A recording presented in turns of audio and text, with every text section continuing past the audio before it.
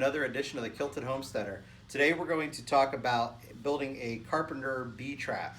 I've had a little bit of success with it yet, not a whole lot, but I've seen other people that have done really well with it. I saw you can buy them on Amazon and stuff and other places for like $25 to $35, sometimes even $50 plus shipping.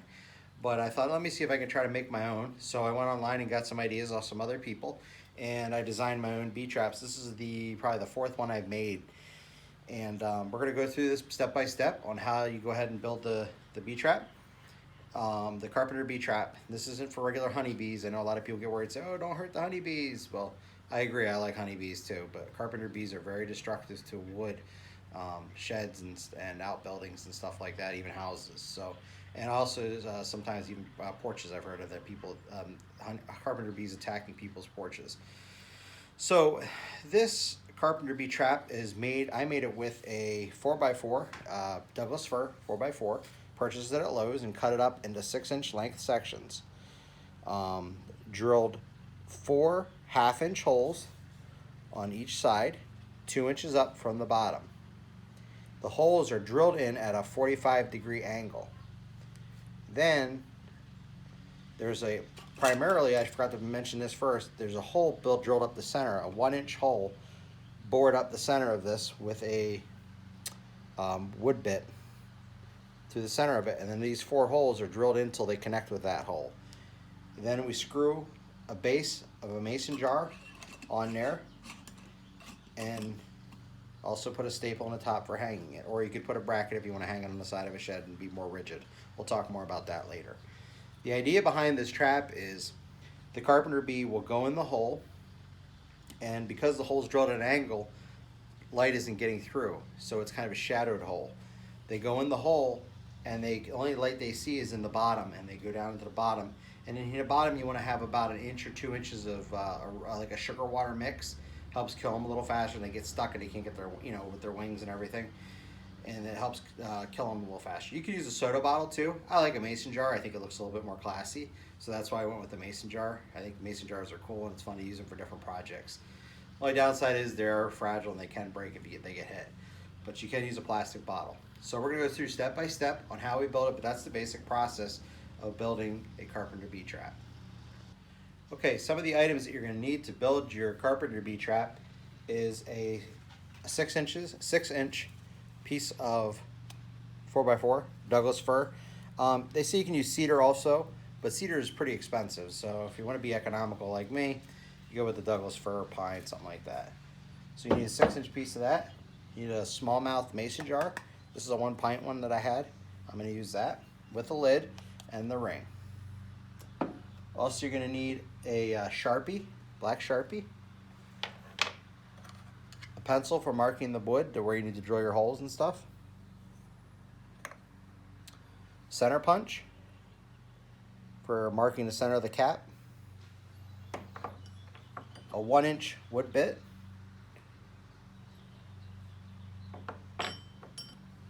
a 1/2-inch wood bit, and for drilling the top of this, I prefer to use a step-down bit. I tried using a regular bit, but it really seemed to chew up the really thin metal that the cap is. These tend to make a nice cleaner hole. They're still sharp, you still gotta be careful, but it looks a little bit more finished, and you look like you know what you're doing. And the final thing you're gonna need, 2 things, is obviously a hammer. There's 2 or 3 things. A staple for the mount at the top, and a drill to use your bits, and a drill driver to help knock your wood screws in. You're going to need like 1-inch wood screws to hold the cap down onto the thing. Now we'll go through the steps of how to make it. Those are the items that you're going to need to do this project. Other item you're going to need is some kind of a measuring device, whether it's a tape measure. I happen to have this carpenter's triangle that I'm using. First we're going to do is want to find out where center is on this bore. Here we have the 1/2-inch bore hole already done. This has a 1/2-inch hole. It's about 3 inches in depth. And remember, this is a 6-inch block. So it's about 3.5, so it's coming to about right here, this hole is. Okay?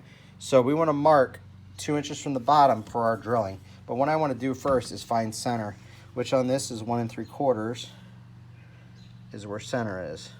Okay? And we're going to do this on all 4 sides. And then, so we'll do that first.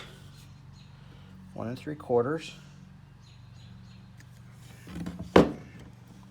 Just to find center on that. Doesn't have to be exact, but you know, as close as you can reasonably get. Okay, so we mark center. Now we want to go around and measure 2 inches up from the bottom. Excuse me here. Let me move this around. We're going to measure where center is, but we're going to measure 2 inches up from the bottom, and that's about where you want their hole to be. So we're going to measure 2 inches on that one. Flip it. Line up with the center. 2 inches. These are where your holes are going to be. Up from the center. Right about there. Right there.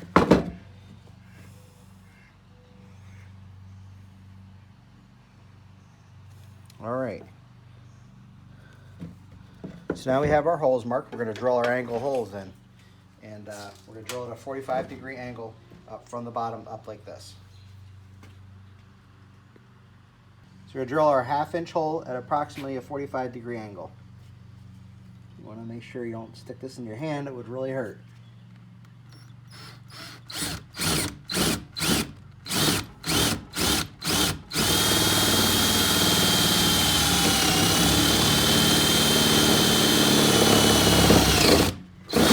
And you can see right as it breaks through, you hit that center hole.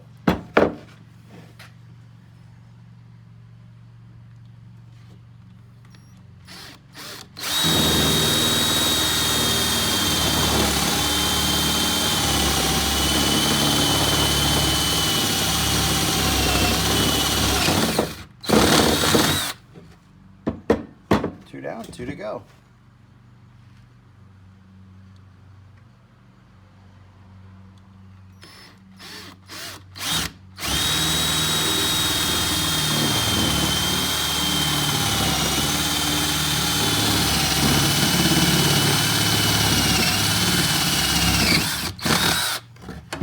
One more.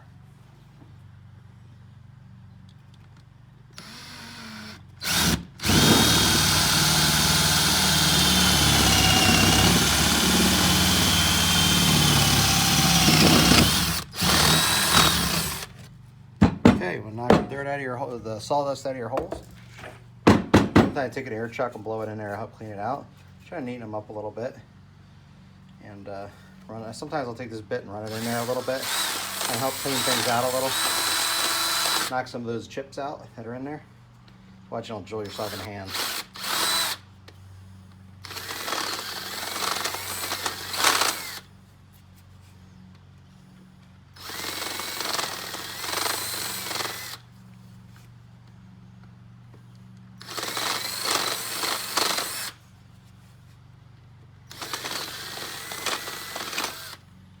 Okay, so now we have our angle holes drilled up in there. Okay, now we're going to go on to our next step. You see these holes, they go right up in the center right here. They're not drilled straight in, they're at an angle, and it kind of shadows the hole so they can't see daylight. The only daylight they're going to see is down at the bottom, and the 1 inch hole down at the bottom. Okay, next step we're going to do is we're going to mount our staple on the bottom. It's a little easier to do it now and it is going to be later when the cans and the jars on the bottom. We don't want to do it when the jar's on the bottom.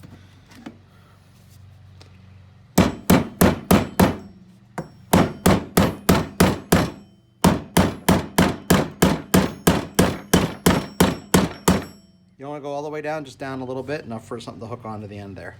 So we got that done. Okay, next step, we got the, this is a 3/4 inch step down bit. I have this on my drill ready to go. We have our jar with our canning lid on the top. Now, you got to be very careful with this process right here so you don't break the jar and have glass flying everywhere.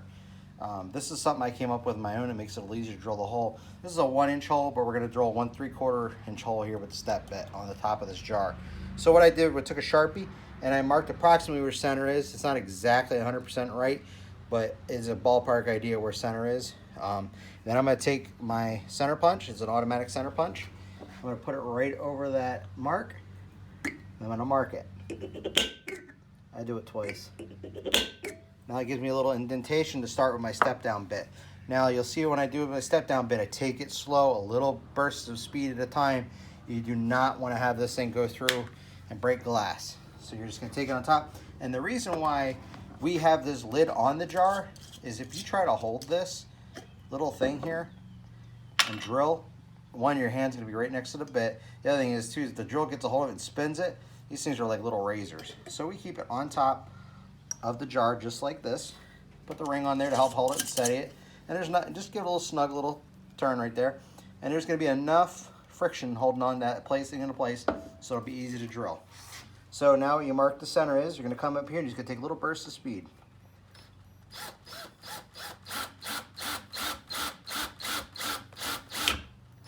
And you see how it's stepping down through it. And we're going to go all the way to 3/4. Basically the bit all the way through. Okay, we went through. Now we're going to pull it back out. Be careful. It's not very easy. It'd probably be easier if I took the lid off. There it goes. Pop right out. So the hole is not the neatest. You got to be careful. There's some sharp edges. This size, the sharp edges aren't going to matter because they're going to be against the board or against the bottom of the trap. So then I'd be cutting on the inside. You could take a file if you wanted to and dress that up a little bit. In fact, what I'm going to do is I'm going to step over to here in my grinder. I'm going to smooth that out a little bit. Not that I'm going to have my hands on there, but let's just make things a little bit simpler and a little bit safer. Okay, so I took this. It's not perfectly centered. Obviously, sometimes when you're walking a bit down the step bit, it kind of walks to the side. It's just sheet metal. It's just an approximation. It doesn't have to be exact unless you really like perfection. Then you can make it exact.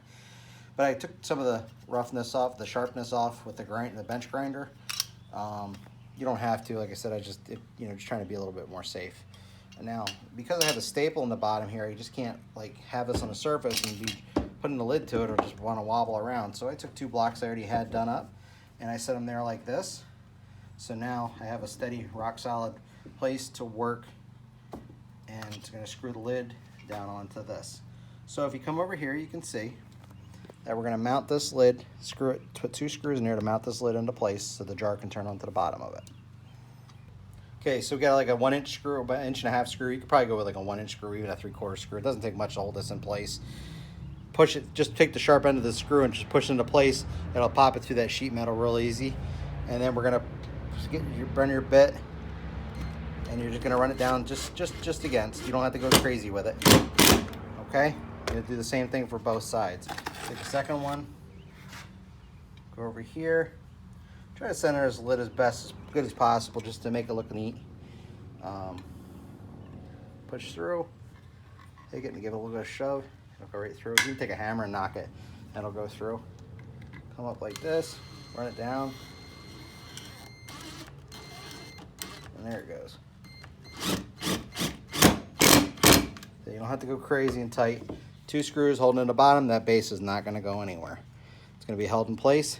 Now, all you have to do, thread the jar on the bottom, hang it up, and you are good to go. Now, one thing I forgot to add, you're good to go. I think I did talk about this earlier. I'm going to put about 1 inch or 2 of sugar water in the bottom. How much sugar, it's up to you. I go pretty heavy on the sugar because the idea is they get in there, it keeps them from getting out, and it gets their wings all sticky so they can't fly, and they're basically die a lot quicker that way. So I hope you enjoyed this. I hope you found it informative. As far as where to hang this, the best place to hang it is where you see lots of bee activity, and which usually tends to be the sunnier side of buildings. That's the best place to hang something like this. If you like this, I welcome you to subscribe to my channel, and please give me a like on the thumbs up button if you enjoyed this video, and have a good day.